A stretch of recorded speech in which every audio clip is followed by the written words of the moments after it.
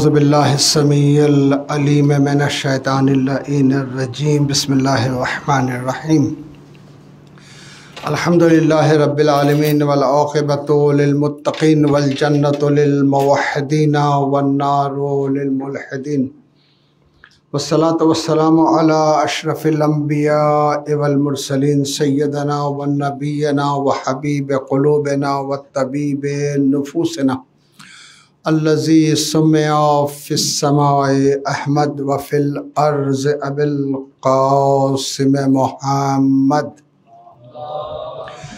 वस्सलातु वस्सलाम व तहियतु वल इकराम अला अहले बैतिहि तय्यबीन अत्ताहिरीन अल मासूमीन अल मज़लूमीन व सहबिहिल मुंतजबीन अला लअनतुल्लाहि अला अदाइहिम अजमईन मिन यौमिना हाज़ा इला क़यामि यौमिद्दीन। बिस्मिल्लाहिर रहमानिर रहीम। कुतिबा अलैकुमुस सियाम कमा कुतिबा अलल या अय्युहल्लज़ीना आमनू कुतिबा अलैकुमुस सियाम कमा कुतिबा अलल लज़ीना मिन क़ब्लिकुम लअल्लकुम तत्तक़ून। सलावत।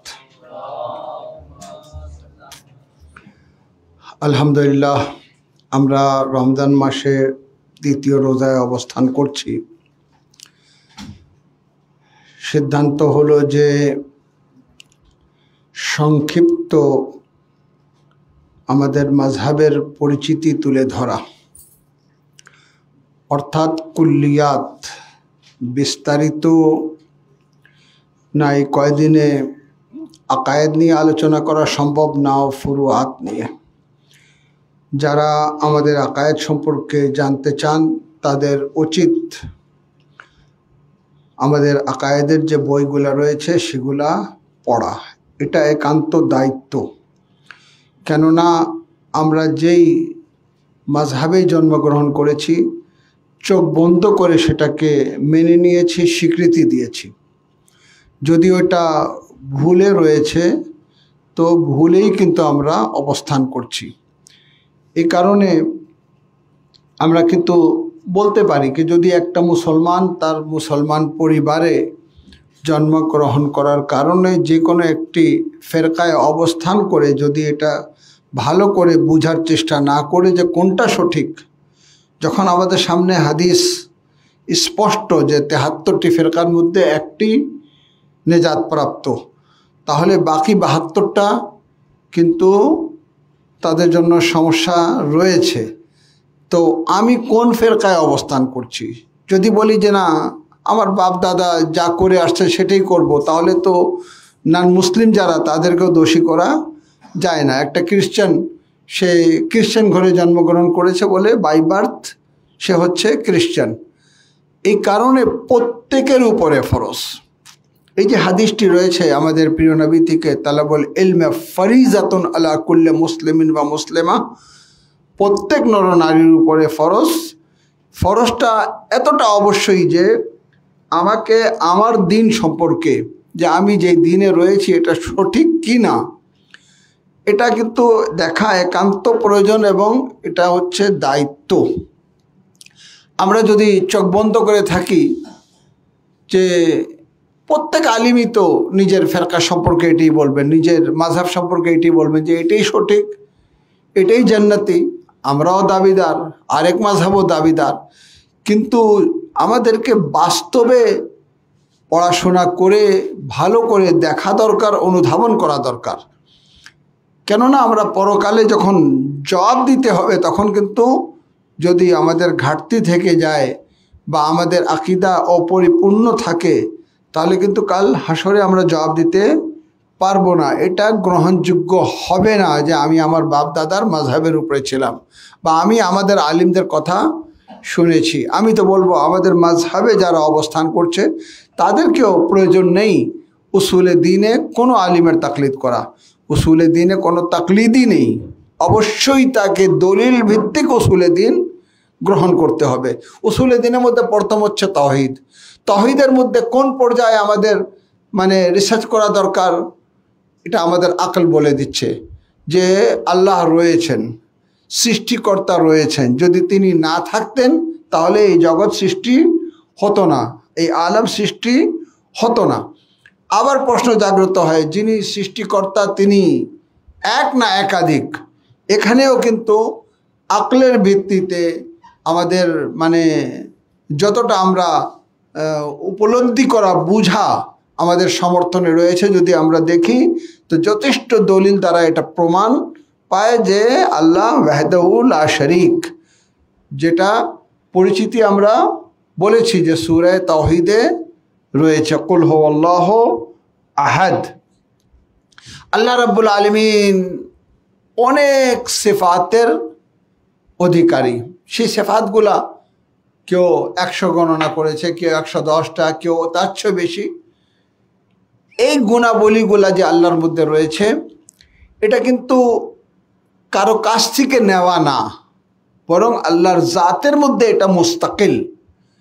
এটা হচ্ছে একটা পরিপূর্ণ আল্লাহর জাতের মধ্যে রয়েছে, অর্থাৎ রাজ্জাকিয়াত পরিপূর্ণভাবে আল্লাহর মধ্যে রয়েছে, কারিমিয়াত আল্লাহর মধ্যে পরিপূর্ণভাবে রয়েছে। তিনি যে রহমান পরিপূর্ণভাবে, তিনি যে মালিক। এখন আমরা এক গ্লাসে যদি একটা পানি থাকে, এক গ্লাস, আর এক গ্লাসে যখন আমরা ঢেলে দিই কি হয়? এই গ্লাস থেকে এই গ্লাসে চলে আসলো, কিন্তু এই গ্লাসটা খালি হয়ে গেল, এতে আর কোনো পানি নেই। এটাকে বলা হয় ইন্তেকাল। আল্লাহ রাব্বুল আলামিনের অনেক গুণাবলী বান্দাকে আল্লাহ রাব্বুল আলামিন দান করে থাকেন, কিন্তু এই দান করা কিন্তু ইন্তেকাল না। যদি কেউ এই আকীদা পোষণ করে, সে কিন্তু পথভ্রষ্ট হয়েছে, গুমরাহ হয়েছে, যে আল্লাহ রাব্বুল আলামিনের মধ্যে এই গুণাবলী ছিল, আল্লাহ কিন্তু আহলে বাইতকে দান করে নিজে নজবিল্লাহ খালি হয়ে গেলেন না। যেমন মানে রাজ্জাকিয়াত দান করেছেন, যতটুক দান করেছেন ততটুক অধিকারী হলেন, পরিপূর্ণরূপে কিন্তু আল্লাহ রয়েছেন। এই জন্য আমরা কি বলি? ইয়াকা না'বুদু, হে আল্লাহ তোমার কাছে চাই। কিন্তু আমরা এক বান্দার কাছেও চেতে চলে যাই। এখন এটা কি শিরক হয়ে গেল? প্রথমে আমাদের একটি আকীদা রেখে দিতে হবে যে তার কাছে যা রয়েছে সেটাও কিন্তু আল্লাহর দেওয়া। আমি যে তার কাছে চাচ্ছি এই জন্য না যে সে মালিক, সেও যতটুকু মালিক হয়েছে আল্লাহ রাব্বুল আলামিন তাকে মালিক করেছেন। ঠিক আছে? এই জন্য যে একজন যাকাত দিচ্ছে, আমি তার কাছ থেকে যাকাত চেয়ে নিচ্ছি, এর অর্থ এটা না যে সে মুস্তাকিল মালিক। আমি কোনো শিরক করে ফেললাম, আল্লাহর কাছে না চেয়ে একটা বান্দার কাছে চেয়েছি। বান্দাকে আল্লাহ রাব্বুল আলামিন সেটা দান করেছেন। যেন আমরা বলি ইয়া আলী মাদাদ, হে আলী আমাকে সাহায্য করেন, আর আলী আমাকে সাহায্য করবেন। অনেকে বলবে এটা শিরক, সাহায্য আল্লাহ রাব্বুল আলামিন করবে। কিন্তু যখন আল্লাহ রাব্বুল আলামিন ওনাকে এই শক্তি দিয়েছেন, দেওয়া অর্থ এটা না যে আল্লাহর কাছে খালি হয়ে গেল, আল্লাহর নেই আর না, আল্লাহ রাব্বুল আলামিন রয়েছেন। কিন্তু আল্লাহ রাব্বুল আলামিন আলী ইবনে আবি তালিবকে মানে সুলতানান নাসিরা, ঠিক আছে, যিনি সাহায্যকারী, নিজে আপনার হযরতে মুসা দোয়া করছেন, রব্বি ইশরাহ লি সাদরি ওয়া ইয়াসির লি আমরি ওয়াহলুল উকদাতাম মিন লিসানি ইয়াফকাহু কওলি। রব্বি ইশরাহ লি সাদরি, আমার বিবেককে প্রসাদ করে দাও। ঠিক আছে? পুরো আয়াতটাকে যদি আপনি ভালো করে দেখেন তো কি বলছেন আল্লাহ রাব্বুল আলামিন? ওয়া ইয়াসির লি আমরি, আমার উপরে সহজ করে দাও।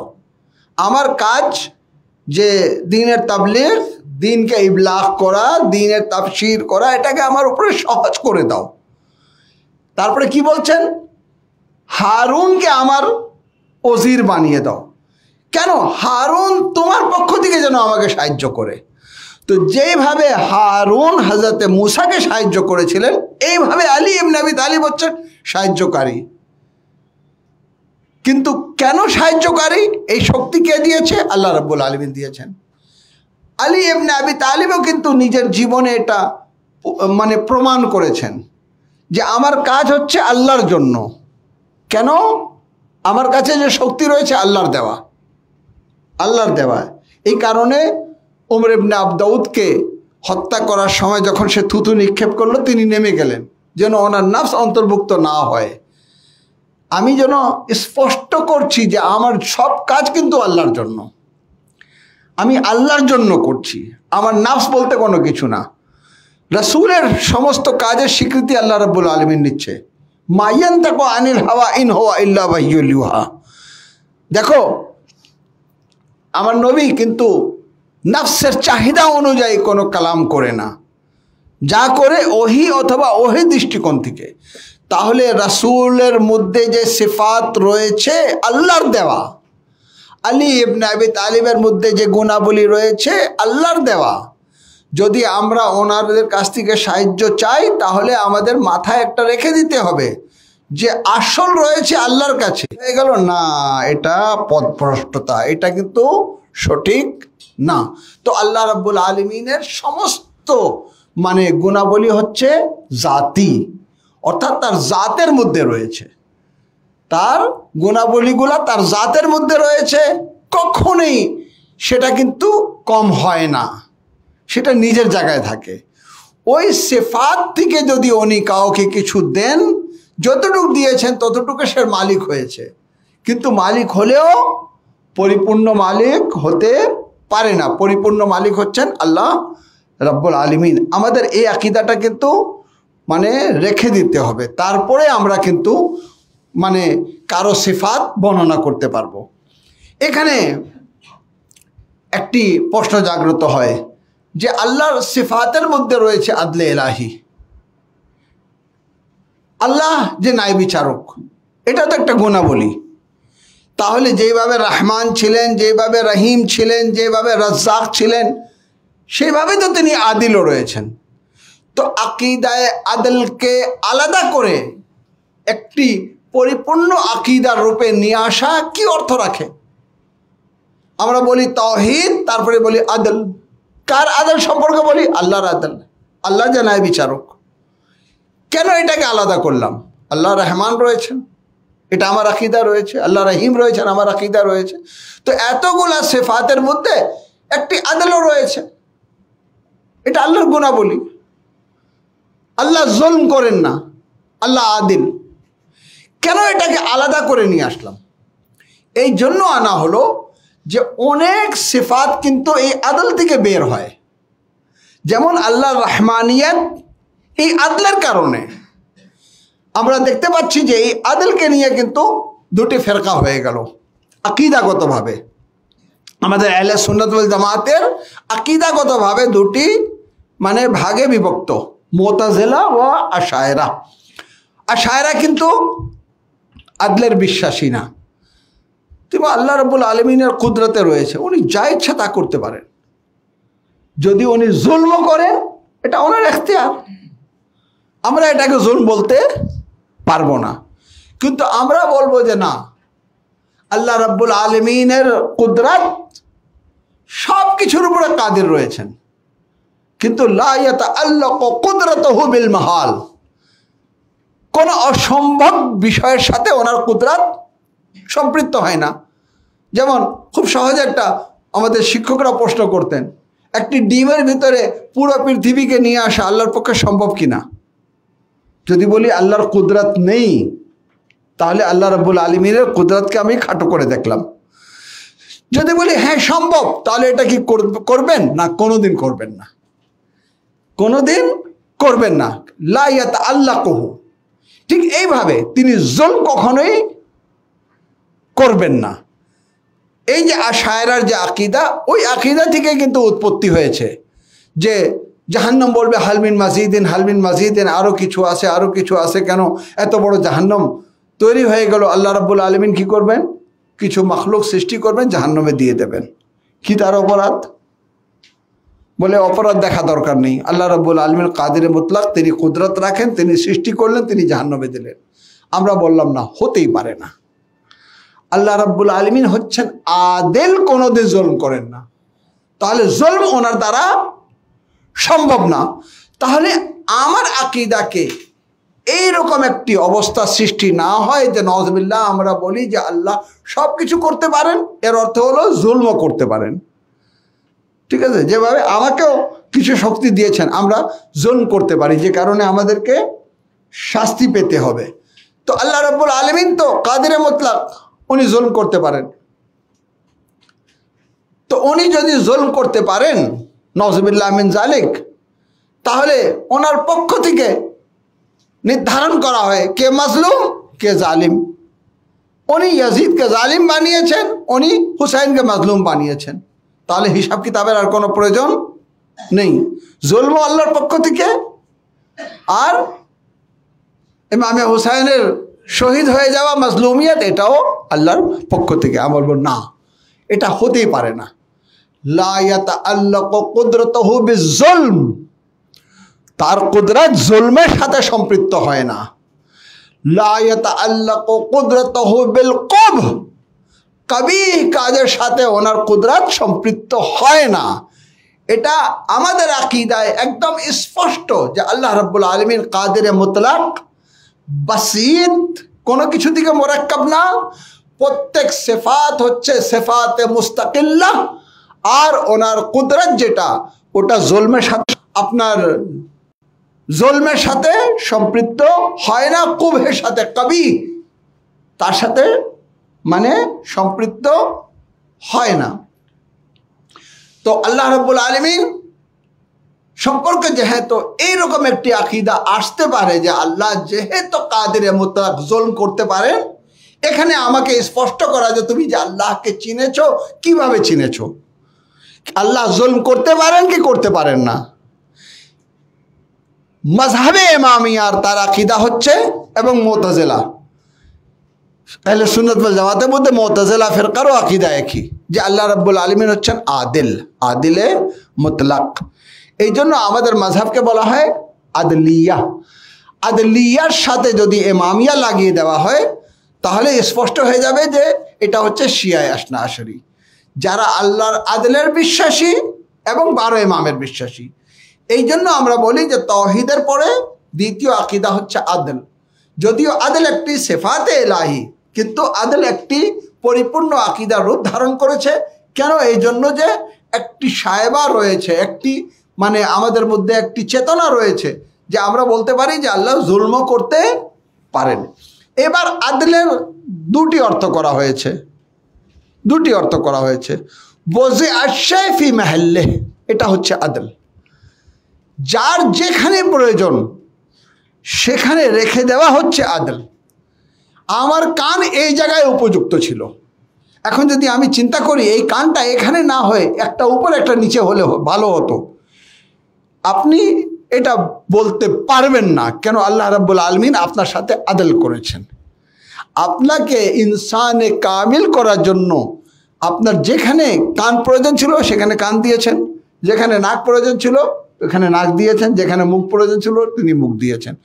যেইভাবে সৃষ্টি করা দরকার ছিল সেইভাবে সৃষ্টি করেছেন।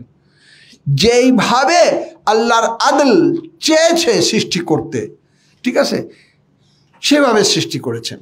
এই জন্য আমার কিন্তু বলার অধিকার নেই যে আল্লাহ এইভাবে না এইভাবে সৃষ্টি করলে ভালো হতো না। আল্লাহ রাব্বুল আলামিন আদিলে মুতলাক, ওয়াজি আশ-শাই ফি মাহাল্লিহি, মানে প্রত্যেক জিনিসকে তার স্থানে রাখা, এটা হচ্ছে আদল। তার বিপরীত হচ্ছে জুলম। ওয়াজি আশ-শাই ফি গায়রি মাহাল্লিহি, যার জিনিসের যে সম্মান, যে মর্যাদা, যে আসন, সেই মর্যাদা না দেওয়া, সেই আসনে না রাখা, অন্য জায়গায় রাখা, এটা হচ্ছে জুলম। তাকে তার আসনে রাখা, এটা হচ্ছে আদল। আদলে ইলাহি দ্বারাই নবুয়ত বের হয়ে আসে। আল্লাহ আমাকে সৃষ্টি করেছেন, আমার হেদায়েতের ব্যবস্থা করবেন না? আদল বলে দিচ্ছে হ্যাঁ অবশ্যই করবেন। তো করতে গেলে কি করতে হবে? তিনি নবীকে মুহাম্মদ মুস্তাফা সাল্লাল্লাহু আলাইহি ওয়াসাল্লামকে নবুয়ত দান করেছেন, প্রত্যেক যুগে তিনি নবী প্রেরণ করেছেন। তাহলে আল্লাহ রাব্বুল আলামিনের আদলের একটি সংজ্ঞা হলো ওয়াজি আশ-শাই ফি মাহাল্লিহি।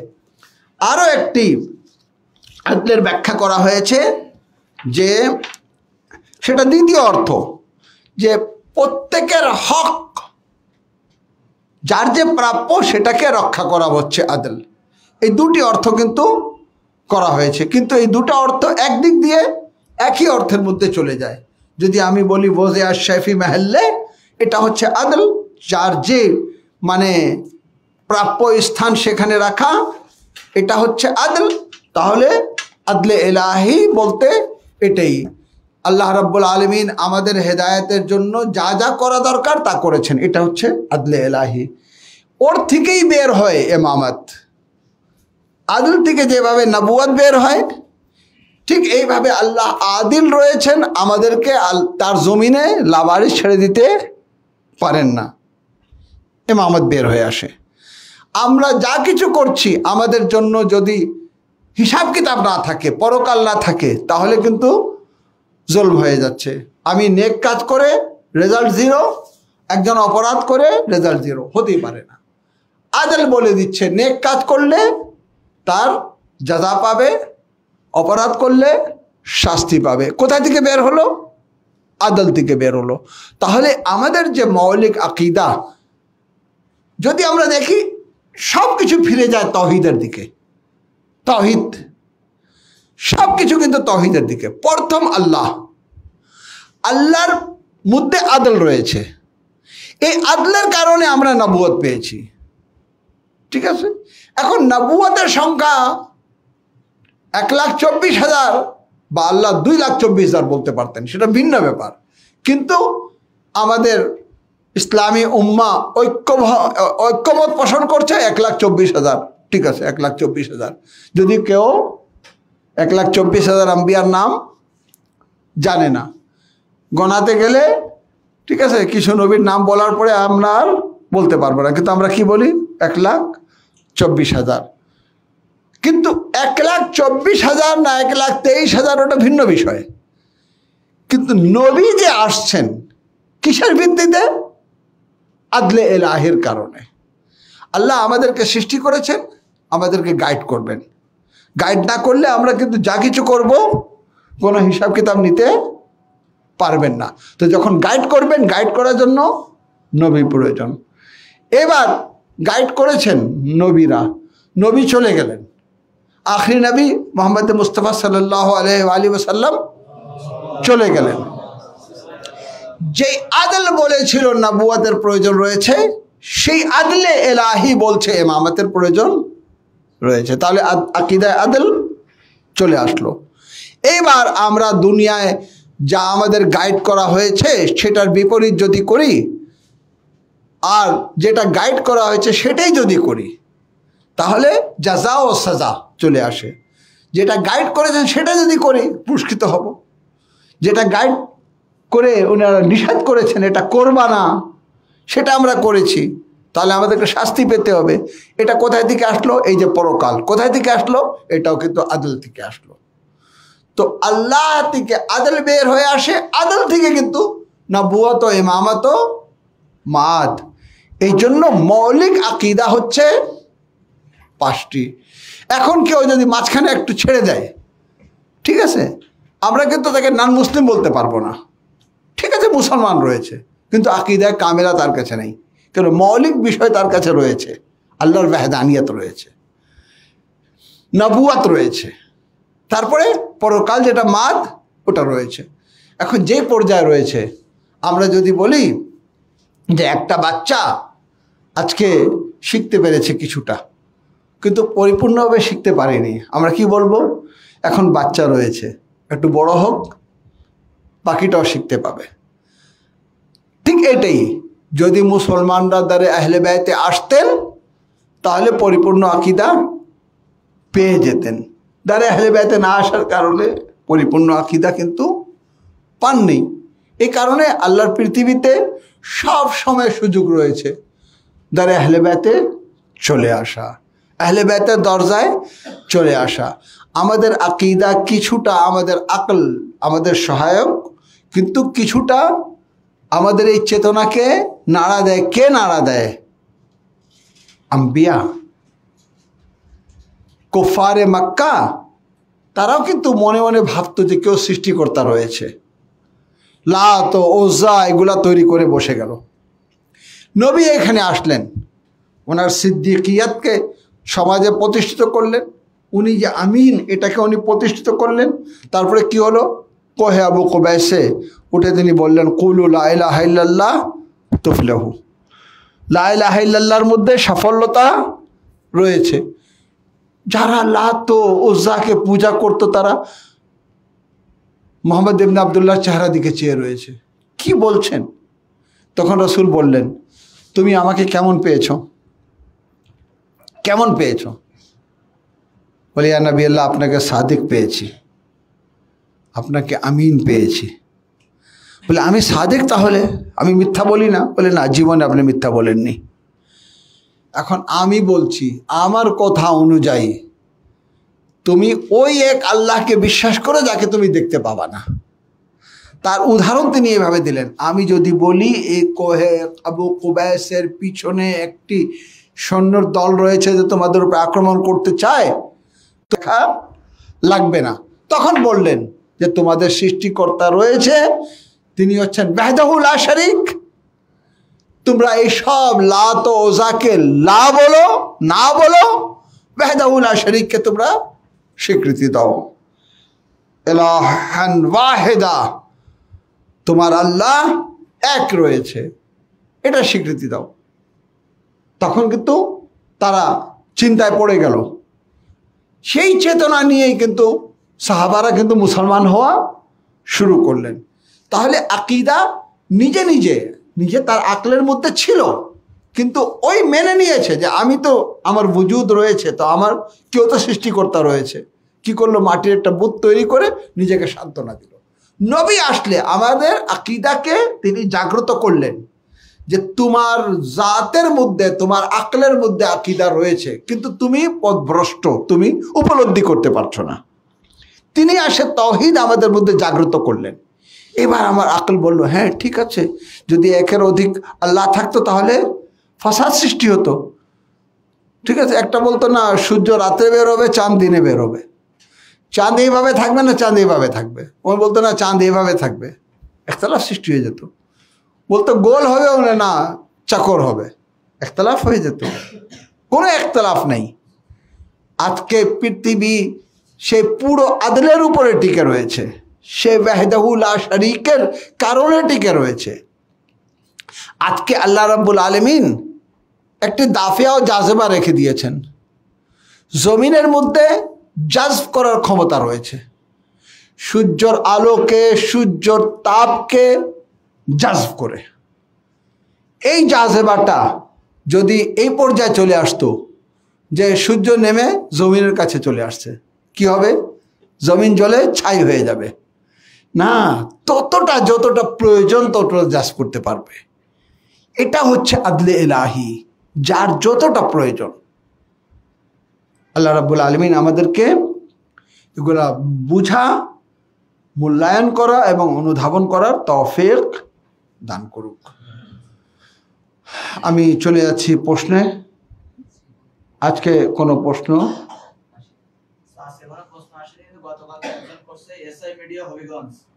আপনারা শিয়ারা কি তারাবি সালাত আদায় করেন? কোথায় করেন? জামাতবদ্ধভাবে নাকি একাকী? হ্যাঁ, এই প্রশ্নগুলা প্রতিবারই আসে এবং আমরা জবাব দিয়ে থাকি। আজকে আমি কিন্তু আরো একটু ব্যাপকভাবে ইনশাল্লাহ এটা জবাব দেব। আলহামদুলিল্লাহ, শুকর আলহামদুলিল্লাহ যে আমাদের হেদায়েতের ব্যবস্থা এমনভাবে রাখা হয়েছে যে আমাদের কারো কাছে যেতে হয় না। আহলে বাইতে আতহার আলাইহিস সালাতু ওয়াস সালাম আমাদের হেদায়েতের জন্য রয়েছেন। দেখো দেখেন আমাদের এখানে না, ইসলামে একটি হচ্ছে ওয়াজিব, যার অপর নাম হচ্ছে ফরজ। তো ওয়াজিব যেটা অবশ্যই করতে হবে, ঠিক আছে, না করলে গুনাহ হবে। এখন নামাজ আমাদের ওয়াজিব রয়েছে। নামাজ আমরা কিন্তু ওয়াজিব হওয়ার কারণে ফরাদাও পড়তে পারি, জামাতেও পড়তে পারি, ঠিক আছে। কিন্তু কিছু কিছু আমল আছে যেটা জামাতে করতে হয়। জুমার নামাজ কিন্তু ফরাদা পড়তে পারবো না। জুমার নামাজ কি মুস্তাহাব? না, জুমার নামাজ ওয়াজিব, আমাদেরকে কিন্তু জামাতে পড়তে হবে, ফারাদা পড়া যাবে না।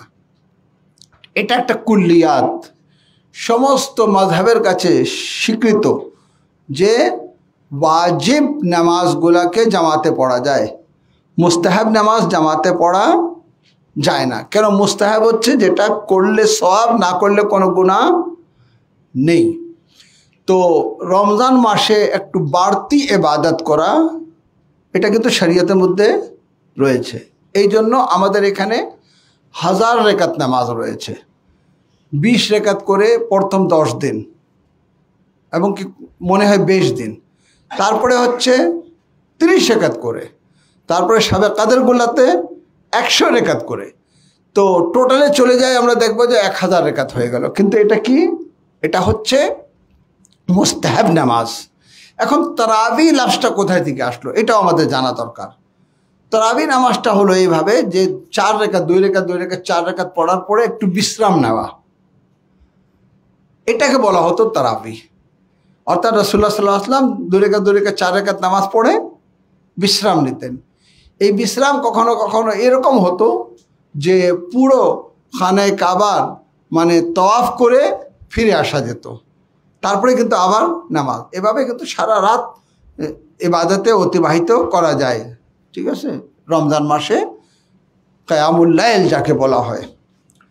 তো এটা রাসূলের আমলেও ছিল। এই যে সিয়াসতটার মধ্যে রয়েছে, রাসূল 3 দিন নামাজ পড়েছিলেন, যার পিছনে অনেকে এসে অবস্থান করলেন।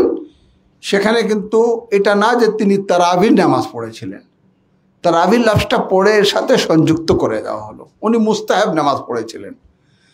চতুর্থ দিন তিনি আসেননি যে এমন না হয় যে তোমরা এটাকে নিজের উপরে ফরজ করে নাও, এমন না হয় যে এটা তোমাদের উপরে ওয়াজিব হয়ে যায়, তাহলে বুঝাই যাচ্ছে যে এটা মুস্তাহাব। রাসূলের আমলে পড়া হয়নি, প্রথম খালিফার আমলে পড়া হয়নি, দ্বিতীয় খালিফারও প্রথম মানে যে দিনগুলো ছিল তাতেও কিন্তু পড়া হয়নি। ওনাদের কিতাবেই রয়েছে যে উনি একবার মসজিদে প্রবেশ করলেন, দেখলেন সবাই পৃথক পৃথকভাবে ইবাদত করছে, এটাই ছিল সুন্নতে রাসূল, এটাই কিন্তু আমাদের এখানে বিরাজমান।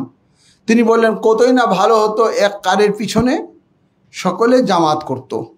ঠিক আছে, তাহলে যেই নামাজ জামাতে পড়ার নির্দেশ নেই, আমরা সেই নামাজকে যদি জামাতে পড়ি কি হবে? এটা বিদআত। বিদআত কি কাকে বলা হয়? দিনের মধ্যে নতুন কিছু আবিষ্কার করা, যেটা রাসূল করেননি। এখন এসে কি করা হলো? যেহেতু একটা সাহাবীর আমল পাওয়া যাচ্ছে, বলা হচ্ছে বিদআতুল হাসানা। তাহলে যদি সাহাবারা এক একটা জিনিস আবিষ্কার করতেন ভালো হতো, এটা বিদআতুল হাসানা হয়ে যেত। আজকে আমরা যদি একটি মুস্তাহাব কাজকে নিজের উপরে ওয়াজিব করে শুরু করি, বলবেন এটা বিদআতে হাসানা, এটা সুন্দর বিদআত। এক সূরা না পড়ে 2টা সূরা পড়া শুরু করি, 4 রেকাত নামাজ জোহরে পড়ার জায়গায় আমরা 5 রেকাত পড়া শুরু করি। 1 রেকাত বেশি পড়লাম, অসুবিধা কোথায়? ঠিক আছে, এটা তো একটা ভালো কাজই হলো, সেজদাই তো করেছে, রুকুই তো করেছে না। আল্লাহ রাব্বুল আলামিন ওয়াজিব 2 রকম, ওয়াজিবে তাওয়াসসুলি, ওয়াজিবে তাআব্বুদি। তাআব্বুদি নির্ধারণ করা রয়েছে আল্লাহর পক্ষ থেকে, জোহরের 4 রেকাতই পড়তে হবে, বাস সালাম, 5 রেকাত পড়া যাবে না। জোহরের যে নাফল রয়েছে, যেমন আমাদের এখানে জোহরের পূর্বে 2 রেকাত 2 রেকাত করে 8 রেকাত নাফল রয়েছে। এই 8 রেকাত আমাদের কিন্তু মুস্তাহাব, এটাকে কিন্তু আমরা জামাতে পড়তে পারবো না, এটাকে নিজের উপরে আমরা ওয়াজিবও করতে পারবো না। কেন? তাআব্বুদি ইবাদত। এটা তাআব্বুদি ইবাদতের মধ্যে বাড়ানো যায় না, কমানো যায় না। তাহলে বিদআত বিদআতি, বিদআত বিদআতে হাসানা হয় না। এখন প্রশ্ন জাগ্রত হয় যে তাহলে আহলে বায়ত কি তারাবির নামাজ পড়েছিলেন? না, আহলে বায়তের মধ্যে কেউ তারাবির নামাজ পড়েননি। এখন প্রশ্ন জাগ্রত হয় যে দ্বিতীয় খলিফা এটাকে সূচনা করলেন, তৃতীয় খলিফার সময়ে বিরাজমান ছিল হযরত ওসমান। এবার প্রশ্ন জাগ্রত হয় যে হযরত আলী নিজের যুগে আসে কি তারাবির নামাজের ব্যবস্থা করেছিলেন কিনা? আহলে সুন্নাত ওয়াল জামাতের কিতাবে রয়েছে যে তিনি একজন কারি নিয়োগ করেছিলেন, কিন্তু এই রেওয়ায়তটা সঠিক না, এই রেওয়ায়তটি জাইফ। বরং যে রেওয়ায়তটি আমাদের কাছে রয়েছে যে তিনি ইমামে হাসানে মুজতবা আলাইহিস সালাতু ওয়াস সালামকে দায়িত্ব দিয়েছিলেন যে এটা বিদআত, জামাতে পড়া যাবে না, স্পষ্ট করে সবার কাছে এটা স্পষ্ট করে দাও, সবার কাছে বলে দাও। অর্থাৎ আলী ইবনে আবি তালিব নিষেধ করেছিলেন। আমাদের ইমামদের কাছে নিষেধ আসছে যে নামাজ অবশ্যই পড়তে হবে, রাত্রে মুস্তাহাব যেভাবে আছে সেভাবে পড়তে হবে, এটাকে কিন্তু জামাতে পড়া যাবে না। এখানে আরও একটা গুরুত্বপূর্ণ দলিল রয়েছে যে আমরা জানি যে শরীয়ত হচ্ছে আল্লাহর, শরীয়তের ব্যাখ্যাকারী হচ্ছেন আমাদের প্রিয় নবী, ঠিক আছে? কিন্তু প্রিয় নবীও নিজে ইচ্ছায় কোনো কিছু শরীয়তের রূপে আমাদের কাছে পেশ করতে পারেন না, যা কিছু আল্লাহর পক্ষ থেকে। শরীয়তের ব্যাখ্যা হচ্ছে নবীর মাধ্যমে। তাহলে আমালে এক সাহাবী, এটা কি কোন সিরাত হিসাবে গণ্য হবে? কোরআন বলতেছে লাকাদ কানা লাকুম ফি রাসূলিল্লাহি উসওয়াতুল হাসানা, তোমাদের জন্য তিনি কি করলেন? একটি শোরা নির্ধারণ করলেন, 6 জনের একটি শোরা নির্ধারণ করলেন যে এই শোরার মাধ্যমে পরবর্তী খলিফা নির্ধারণ করা হবে। শোরায় কে ছিলেন? আলী ইবনে আবি তালিব ছিলেন, উসমান ইবনে আফফান ছিলেন, আব্দুর রহমান ইবনে আওফ ছিলেন, জুবাইর বিন আওয়াম ছিলেন। আলী কি বললেন? কোরআন ও সুন্নাহ ছাড়া আমি কোনো কিছু স্বীকৃতি দিচ্ছি না। তাহলে যদি স্বীকৃতি দিতেন তারাবি নামাজের, তো আলী কিন্তু এটা বলতেন না যে আমি কোরআন ও রাসূলের সিরাত ব্যতীত কোনো সিরাতকে স্বীকৃতি দেব না। তাহলে উনি কিন্তু তারাবি নামাজকে স্বীকৃতি দেননি। এটা কিন্তু সিরাতে হযরতে উমর, এটা সিরাতে সাহাবা। যারা আমল করছেন তারা এই ব্যাপারে জবাবদিহি করবেন। আমাদের এখানে কিন্তু কোনো মুস্তাহাব নামাজ জামাতে পড়ার কোনো সুযোগ নেই। সব নামাজ আমাদের, শুধু ওয়াজিব নামাজগুলো আমাদের ফারাদা পড়ারও সুযোগ রয়েছে, জামাতে পড়ারও সুযোগ রয়েছে। তাহলে আমাদের ইমামরা কেউ তারাবি নামাজ পড়েন নেই, এবং চতুর্থ খেলাফত আমলে হযরত আলী আলাইহিস সালাতু ওয়াস সালামও এটাকে বিদআত বলে এটাকে নিষেধ করেছেন। দুঃখজনক হলো এটাই যে আমি এর আগেও বলেছি যে ৭৭ যে 4টি সহি হাদিস রয়েছে আহলে বাইতে আতহার আলাইহিস সালাতু ওয়াস সালাম থেকেও সেহায়ে আরবা রয়েছে। সেহায়ে আরবা বলতে কুতুবে আরবা।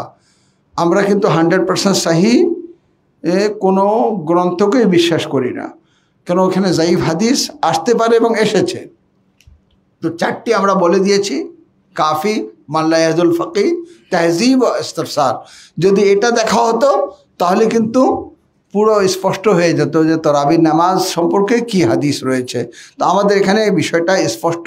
আহলে বাইতে আতহার আলাইহিস সালাতু ওয়াস সালাম কেউই কিন্তু জামাতের সাথে তারাবি পড়েন নেই, আমরাও কিন্তু পড়ব না, আমরা এটাকে স্বীকৃতি দিই না। ঠিক একইভাবে হযরতে আমিরে মাবিয়া তার যুগে উনি কী করলেন? ফিতরা ইয়েকশাকে অর্ধেক করে দিলেন। এটাকেও কিন্তু আমরা মানি না। শরীয়তে মোহাম্মদকে না বাড়ানো যাবে না কমানো যাবে, শরীয়ত যেভাবে রয়েছে সেভাবে থাকবে। হালালে মোহাম্মদ হালাল ইলাল ইয়াউমিল কিয়ামা, হারামে মোহাম্মদ হারাম ইলাল ইয়াউমিল কিয়ামা। একটা প্রশ্ন আসছে, এমএ আহাদ রনি, আসসালামু আলাইকুম কিবলা, স্ত্রী ও সন্তানদেরকে নিয়ে বাসায় জামাতের নামাজ পড়ার নিয়ম? অবশ্যই যদি নামাজ পড়াবার যে শর্তগুলো রয়েছে, কারাত সঠিক থাকা, আদালত থাকা। এখন স্ত্রী কিন্তু স্বামীর অধীনে, এখন বলে আমি নামাজ পড়তে আছি, তুমি আমার পিছনে নামাজ পড়ো। তো সে ভয়েতে আতঙ্কে জানে যে আমার স্বামী আদিল না, আমার স্বামী একজন সৎকর্ম 100% যে করে তা কিন্তু না, কিন্তু ভয়েতে পিছনে জামাতে দাঁড়িয়ে যায়। তো এটা কিন্তু জামাত হবে না। হ্যাঁ, যদি স্বামী তার আদিল থাকে, ঠিক আছে, কারার ঠিক থাকে, নামাজে যে শরায়াতগুলো রয়েছে এক ইমামের মধ্যে সে শর্তগুলো হওয়া উচিত। এই শর্তগুলো যদি পরিপূর্ণ থাকে, ঠিক আছে, আমাদের নাসিরের মধ্যে, তো নাসিরের ওয়াইফ তার পিছনে নামাজ পড়তে পারবে, নাসিরের বাচ্চারা তার পিছনে নামাজ পড়তে পারবে। কিন্তু যদি এই শরায়াতগুলো পরিপূর্ণ না থাকে তাহলে পড়বে না। এবার যদি না পড়ে ফিতনা সৃষ্টি হবে, না পিছনে নিয়ত করুক কিন্তু নামাজ নিজের পড়বে। অবশ্যই বাসায় আমরা জামাত করতে পারি, কিন্তু যদি এরকম ব্যক্তি থাকে, হ্যাঁ, যে ব্যক্তি যদি মসজিদে আসে তো তার নামাজ সঠিক, যদি বাসায় থাকে তাও তার নামাজ সঠিক। হুজ্জাতুল ইসলাম আল মুসলিমিন মাওলানা আব্দুল কাইয়ুম সাহেব বসে আছেন, উনি যদি মসজিদে নামাজ পড়ান তাহলে সবাই ওনার পিছনে নামাজ পড়বে। উনি বাসায় যখন নামাজ পড়বেন ওনার স্ত্রী বাচ্চারা ওনার পিছনে নামাজ পড়বেন। কিন্তু উনি যদি জুলম করে থাকেন, আদলের পরিপন্থী কোনো কাজ করে থাকেন, তাহলে তার বউ বাচ্চাদের পড়ার উপরে কোনো মানে নেই, বাধ্যকতা নেই যে পড়তে হবে, বরং পড়লে নামাজ বাতিল হয়ে যাবে। হ্যাঁ, নামাজ বাড়িতে হবে, জায়েজ আছে। জুমা অথবা জোহর দুটার মধ্যে যে কোনো একটা নামাজ পড়তে হবে। এখন জোহর যদি আপনি পড়েন ফারাদা পড়তে পারবেন, জুমা যদি পড়েন আপনি ফারাদা পড়তে পারবেন না, জুমা জামাতেই পড়তে হবে। না, এখানে কোনো দ্বিমত নেই, জুমার নামাজের ব্যাপারে কোনো দ্বিমত নেই। এটা হচ্ছে না, এটা হচ্ছে এই যে আমরা আশা নিয়ে দাঁড়াই, এটা কিন্তু আমরা হুকুমত যে খুতবাগুলি আমরা বলি, এই খুতবা সমাজে বাস্তবায়ন করতে হবে। এই কারণে অনেকে বলেন যে ইমামের অনুপস্থিতিতে এই খুতবা অর্থহীন হয়ে যায়। এই খুতবা, নিজে খুতবা যখন হয়ে যায় অর্থহীন, তো নামাজ অটোমেটিকলি, নামাজ আর খুতবা তো এক, নামাজ ছাড়া তো, খুতবা ছাড়া তো নামাজ হবে না। এই জন্য অনেকে যারা আছেন তারা বলেন যে না, জামাতে জুমা গায়বাতে কুবরায় ওয়াজিব না, আমরা কি করব, জোহর পড়ব। কিন্তু সমস্ত মারাজায়ে কেরাম বলেন যে না, যদি শারায়াত অনুযায়ী যদি জুমা অনুষ্ঠিত হয়, ঠিক আছে, রাসূলের কথাও কিন্তু সবকটা মানুষ মেনে নিত না। অনেকে আমরা জানি এই অপরাধগুলা করতো, তো আমাদের সমাজে অপরাধগুলা রয়েছে, ঠিক আছে। সূরা জুমায় যদি পড়ি তো সূরা জুমায় আমরা দেখতে পাবো ব্যবসায়ীরা আসতো, জামাত ছেড়ে কিন্তু চলে যেত। তাহলে ওইভাবে পরিপূর্ণ শারায়াতের সাথে নামাজে জুমা অনুষ্ঠিত করা এটা কিন্তু কঠিন, এবং কি ইমামদের যুগেও কিন্তু কঠিন ছিল। তো এখন উসুলিন যারা আছে তারা কিন্তু বলেন যে না, নামাজে জুমার যে লাভ, যে এফাদিয়াত, এই যে আখলাকের কথা বলা হয়, এই যে একত্রিত নামাজ পড়া হয়, এই এফাদিয়াতের দৃষ্টি রেখে আমরা কিন্তু নামাজে জুমা সেই শারায়াত অনুযায়ী আমরা কিন্তু করতে পারবো। এখন নামাজে জুমায় আপনি শরীক হতে পারেননি, কাজা হয়ে গেল, তো কাজা জুমা আদায় করবেন না, কেন ওটা জামাতেই সম্ভব। তখন কি করবেন, আপনি জোহর নামাজ পড়বেন। এই জন্য জোহর আর জুমা দুটোইকে রেখে দেওয়া হয়েছে, দুটোর মধ্যে যে কোনো একটা।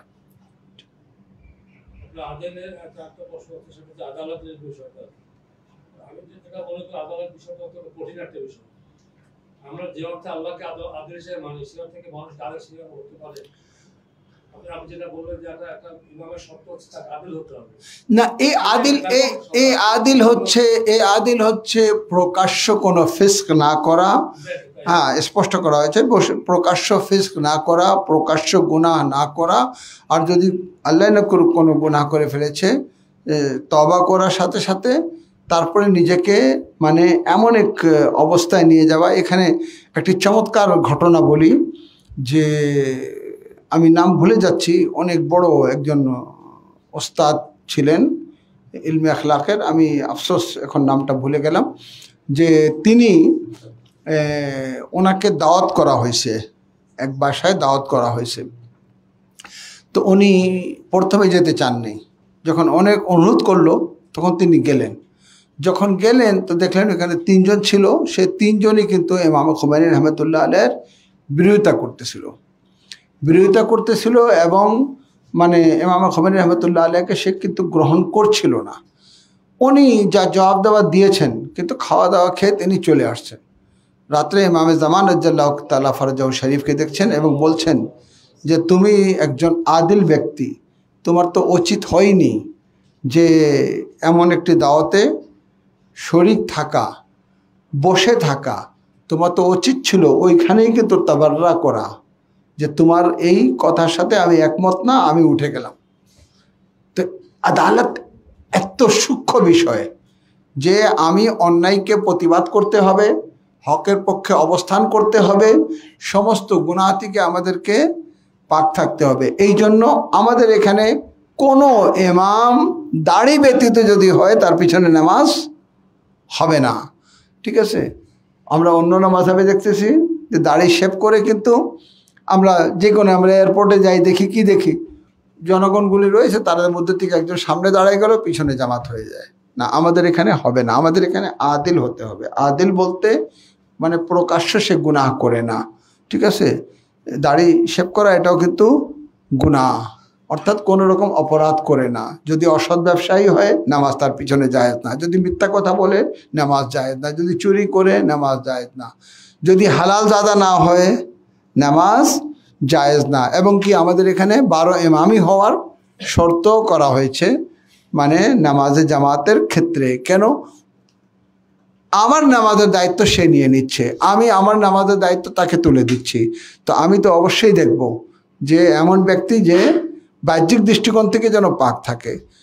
অন্তরটা কি তা আমি কিন্তু জানি না, অন্তরের উপরে আমি কিন্তু কোনো হুকুম করতে পারবো না। জাহেরিভাবে যদি কেউ আমাকে প্রকাশ্য গুনাহ করতে দেখে তাহলে আমার পিছনে নামাজ জায়েজ হবে না, কেন আমি আদালতটা আমার শেষ হয়ে গেল।